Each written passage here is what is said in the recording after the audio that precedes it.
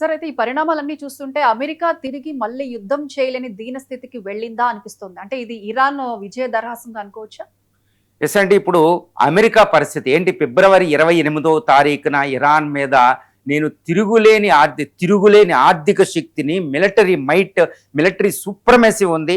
ఇది ట్రంప్ భాషలో చెప్పాలంటే ద గ్రేట్ ఆర్మాడా అనే పదాన్ని ఆయన ఉపయోగించారు. ఎయిర్ క్రాఫ్ట్ క్యారియర్లతో, అదేవిధంగా తర్వాత 5th generation ఫైటర్స్తో, B1, B2, B56, B52 లాంటి బాంబర్స్తో, మోబ్ బాంబర్స్తో రెండో ప్రపంచ యుద్ధంలో అమెరికా మిగిలిన మిత్ర దేశాలన్నీ కలిసిన వెపనరీ కంటే ఎక్కువ వెపనరీ ఈరోజు ఇరాన్ మీద వాళ్ళు మోహరించి వాడేశారు. కానీ 39 రోజుల యుద్ధం తర్వాత ట్రంప్కి బోధపడింది ఒకటే, అదేంటంటే ఇరాన్ మీద యుద్ధానికి వెళ్ళి తప్పు చేశాను అనేది ట్రంప్కి ఈరోజు ఆయన ఒప్పుకున్నా ఒప్పుకోకపోయినా ఆయనకు బోధపడింది అనే విషయం మనకు అర్థమైపోతుంది. ఎందుకంటే ఆఫ్టర్ పాకిస్తాన్ అనే ఒక దీనాతి ఫెయిల్డ్ నేషన్ మీద ఆధారపడి, అసిమ్ మున్నీర్ మీద ఆధారపడి శాంతి ప్రపోజల్లో ఇరాన్కి పంపడం, ఏదో ఒక విధంగా ఇరాన్తో యుద్ధంలోంచి బయటకు పడాలి, ఆ ట్రాప్లోంచి బయటకు పడాలని ఆయన యుద్ధం మొదలైన ఫిబ్రవరి 28న మొదలైతే మార్చి 7th నుంచి ఆయన స్టార్ట్ చేశాడు యుద్ధం నుంచి బయటపడడానికి. కానీ 39 రోజుల పాటు ఆయన ట్రాప్లో ఇరుక్కుపోయాడు. తర్వాత ఆ టైంలో ఆయన భాష ఏం మాట్లాడుతున్నాడో కూడా తెలియలేదు. బాస్టర్డ్స్ అనే పదాన్ని ఉపయోగించాడు, ఇంకా వేరే డేంజరస్ వర్డ్స్ ఉపయోగించాడు.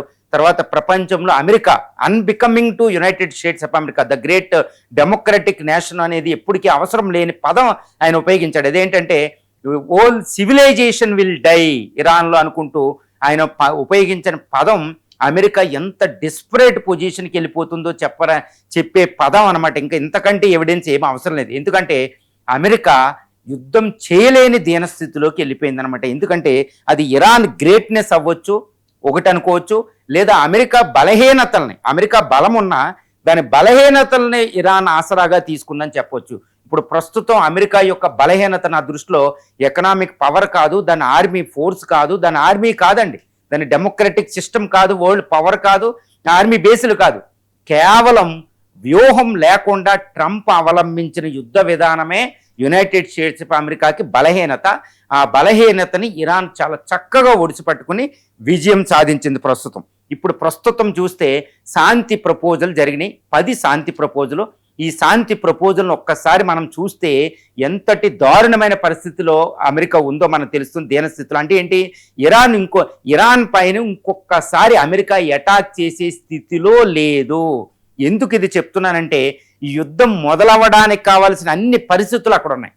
యుద్ధమే ఆగలేని పరిస్థితి అక్కడ ఉంది. కానీ United States of America president, ముఖ్యంగా ట్రంప్ పరిస్థితి ఎలా ఉందంటే యుద్ధం ఏమాత్రం కలలో కూడా ఊహించుకోలేని స్థితిలో యునైటెడ్ స్టేట్స్ ఆఫ్ అమెరికా పడిపోయింది. కాబట్టి యుద్ధం జరిగే అవకాశాలు ఇక్కడ లేవు. ఎందుకంటే దానికి ఒక్కటే ఎవిడెన్స్ అండి.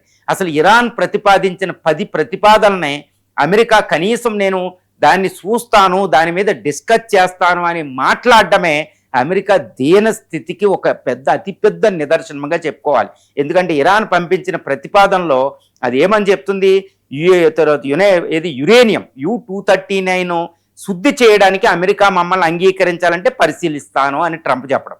హర్ముజ్ స్ట్రైట్లో మా కంట్రోల్లో ఉంటుంది, IRGC కంట్రోల్లో ఉంటుందంటే పరిశీలిస్తానని అనడం అంటే ట్రంప్ ఫిబ్రవరి 28తో పోలిస్తే ఇప్పుడు దీనస్థితికి వచ్చాడని తెలుస్తుంది.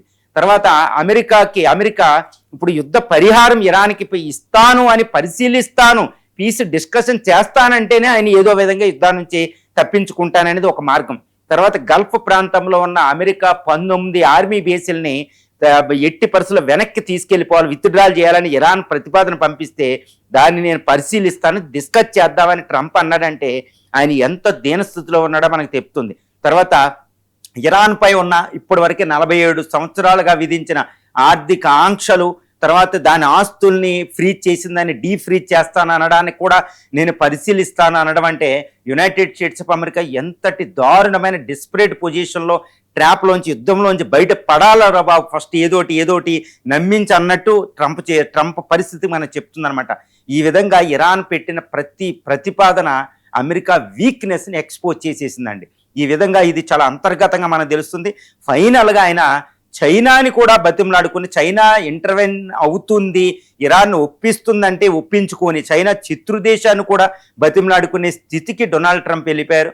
ఈ శాంతి ప్రతిపాదనలు ఇంకొక గంటన్నరలో అటాక్ చేయాలి ఇరాన్ మీద అనుకున్నప్పుడు అసీం మున్నీర్ ఒక ఫీల్డ్ మార్షల్కే ట్రంప్ డైరెక్ట్గా ఫోన్ కాల్లో మాట్లాడి శాంతి ప్రపోజల్ ఫిక్స్ చేయండి అని మాట్లాడడం అంటే అమెరికా ఎంతటి దారుణమైన పరిస్థితికి దిగజారిపోయింది ఇక్కడ అర్థమవుతుంది. ప్రస్తుత పరిస్థితుల్లో ఇప్పుడు 39 రోజుల యుద్ధం తర్వాత ఎంతటి విచిత్రమైన పరిస్థితి అక్కడ ఉందంటే డైనమిక్స్ ఆఫ్ ది ఈ యుద్ధ క్షేత్రం అంటే డైనమిక్స్ ఆఫ్ ది వార్ ఫీల్డ్ని మనం పరిశీలించినట్టయితే ఇరాన్ దగ్గర ఇప్పటికీ కూడా 15,000 మిస్సైళ్ళు, తర్వాత ఒక 45,000 డ్రోన్లు స్టోర్లో ఉండడం, మిసైల్స్ లాంచర్స్, తర్వాత డ్రోన్ లాంచర్స్ అలాగే ఉండడం, ఈ సీక్రెట్ మిలిటరీ సిటీస్లో ఇంకా మ్యానుఫ్యాక్చరింగ్ చేసే కెపాసిటీ ఉండడం, తర్వాత చైనా రష్యాల నుంచి సప్లై చైన్ అలాగే ఉండడం, ఉత్తర కొరియా నుంచి కూడా సైన్యం చెక్కు చెదరకుండా IRGC ఎప్పుడు అమెరికా ఓడి వస్తాడని చూడడం వల్ల ఇరాన్ ఇంకా దీర్ఘకాలిక యుద్ధానికి సంసిద్ధంగా ఉంది,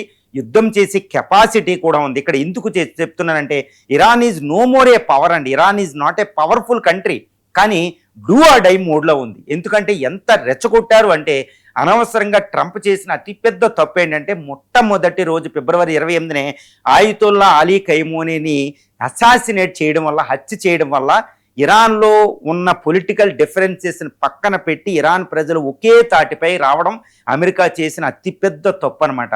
తద్వారా ఇరాన్కి ముస్లిం నేషన్స్లో ఉన్న పాపులేషన్ కూడా సపోర్ట్ చేసింది, ఇరాన్ వైపు పబ్లిక్ ఒపీనియన్ కూడా టర్న్ అయిపోయింది. దాన్ని ఇరాన్ ఏంటంటే చాలా చక్కగా ఉపయోగించుకుని యుద్ధంలో ఒక ఆయుధంగా వాడుకుంది. ఇటు ట్రంప్కి ఆల్రెడీ టారిఫ్ల వల్ల పరువు పోవడం వల్ల ఆ పరువు లేనితనం ఆయన యుద్ధంలో చక్కగా వ్యూహం అమలుపరచలేకపోయాడు.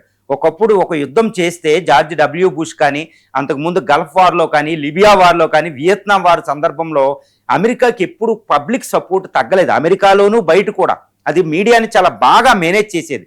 బట్ ట్రంప్ ఏంటంటే మీడియా మేనేజ్మెంట్ లేదు. ఈవెన్ యునైటెడ్ స్టేట్స్ ఆఫ్ అమెరికాలో కూడా the great wall street journal అని, తర్వాత CNN అవి కూడా యుద్ధంలో ఒక న్యూట్రల్ రోల్ ప్లే చేశాయా అనేది, ట్రంప్కి వ్యతిరేకంగా పనిచేసే అనే ఒక పరిస్థితి అక్కడ వచ్చేసింది. ఎందుకంటే ఈయన సోషల్ మీడియాని అటాక్ చేసి ఆయన ఓన్గా సోషల్ మీడియాని పెట్టుకుని ఫస్ట్ నుంచి చేసిన అన్ని ఈ రోజు ఆయనకి వ్యతిరేకం అయిపోయింది. US పతనావస్థకి దారి తీసినాయి అనమాట. US ఓడిపోలేదండి, US ఓడిపోవడం అనేది అసంభవం, కానీ US బలహీనత వల్ల ఓడిపోయిన పరిస్థితులు అక్కడ నుంచి వెనక్కి వెళ్ళడం అంటేనే ఓడిపోయినట్టు అనమాట.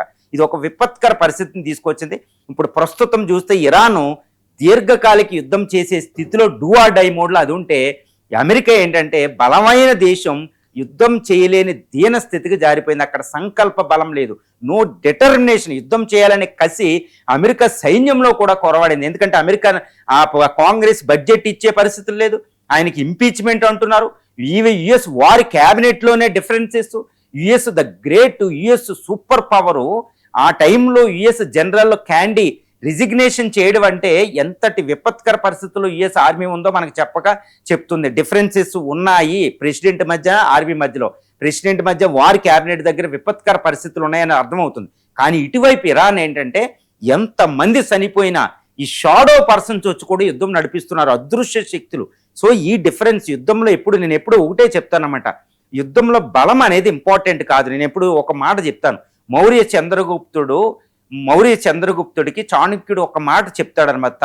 దాన్ని ఆధారం చేసుకుని the great world super power, అప్పుడు అలెగ్జాండరే చూసి పారిపోయిన నంద వంశాన్ని, ధనానందని ఓడిస్తాడు చంద్రగుప్తుడు. అదేంటంటే దిస్ ఫిజికల్, ద మెంటల్ అంటే brain power is always surpasses the physical force. అంటే బ్రూట్ ఫోర్స్ కాదండి కావాల్సింది, యుద్ధ వ్యూహం కావాలి. ఇరాన్ యుద్ధ వ్యూహంతో పోరాడింది, ఇది బ్రూట్ ఫోర్స్తో యునైటెడ్ స్టేట్స్ ఆఫ్ అమెరికా వ్యూహం లేకుండా పోరాడింది. తద్వారా అమెరికా ఓడిపోయి ఈ రోజు ఇంకొకసారి యుద్ధం అంటే కలలో కూడా ఊహించలేని పరిస్థితికి వెళ్ళిపోయింది. అందుకే ఇరాన్ యుద్ధం అంటుంటే అమెరికా ఎప్పుడు పారిపోదామా అన్నట్టుంది. కాబట్టి ఈ ఒక్కటే అమెరికా యొక్క ప్రస్తుత స్థితి, the situation, okay, where US no more wants war అనమాట. ఈ పరిస్థితే మనకి ప్రపంచానికి ఈరోజు శాంతి ఇస్తుందని అయితే నేను చెప్పగలుగుతాను.